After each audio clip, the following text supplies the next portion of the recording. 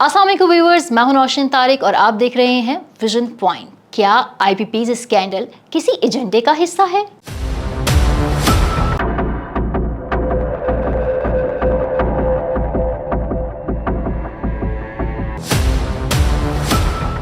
जमात इस्लामी के धरनों से लेकर टीवी टॉक शो तक IPP's का शोर इस वक्त पाकिस्तान का एक हॉट इशू बन चुका है। कुछ लोगों का ख्याल है कि इसको किसी खास एजेंडे के तौर पर छेड़ा जा रहा है, लेकिन मेरा सवाल ये है, क्या IPP's महंगी बिजली नहीं बेच रहे? क्या IPP's बिजली माफिया बनकर अवाम का खून नहीं चूस रहा? इन तमाम सवालों का जवाब हाल ही में डॉक्टर एजाज गौहर, साबिक वजीर कॉमर्स और इंडस्ट्री ने IPP's के बारे में एक फैक्ट शीट जारी करके दिया है, जिसमें उन्होंने इस मामले की संगीनी को और भी वाज़ेह कर दिया है। उन्होंने बताया है कि इन IPP's को हुकूमत कितनी पेमेंट करती रही है अब तक, कौन सी IPP's कितनी बिजली बनाकर पेमेंट लेता रहा है और कौन सा IPP's बिजली बनाए बगैर कैपेसिटी पेमेंट की मद में हुकूमत से पैसा लेता रहा है। तो जनाब, अब तक 1.93 ट्रिलियन रुपीस हुकूमत पिछले साल 101 IPP's को कैपेसिटी पेमेंट की मद में अदा कर चुका है। कैपेसिटी पेमेंट वो पेमेंट है जिसमें पावर प्लांट चले ना चले, हुकूमत इसको एक फिक्स पेमेंट देने की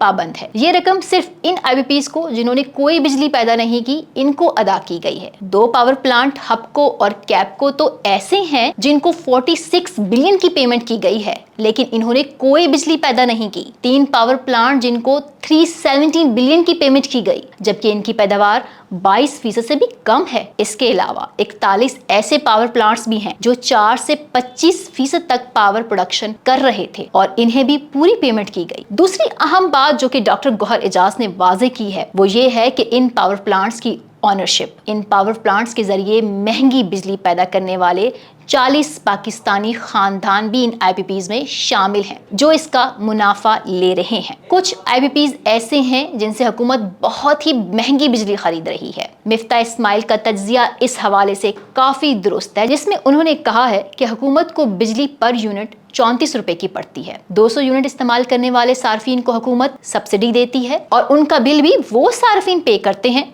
जो 200 से ज़ायद बिजली इस्तेमाल करते हैं। इसका एक हल तो वो ये बताते हैं कि ये सब्सिडी खत्म कर दी जाए, सब पर एक स्टैंडर्ड रेट लागू कर दिया जाए, जिससे ना सिर्फ सबको रिलीफ मिलेगा बल्कि हुकूमत को सब्सिडी के बोझ से भी निजात मिल जाएगी। फिलहाल अगर इन IPP's को छेड़ा गया, इन मुआहिदों को छेड़ा गया, तो वो बिजली की पैदावार रोक देंगे। वजीर आजम शहबाज शरीफ ने एक कमेटी तो बना दी है इस हवाले से, मगर इस तरह का इकदाम इमरान खान की हुकूमत में भी किया गया था, जिसका कोई नतीजा नहीं निकला। हुकूमत क्या रास्ता निकालेगी, ये असल सवाल है अब, जिसका जवाब आने वाला वक्त ही देगा।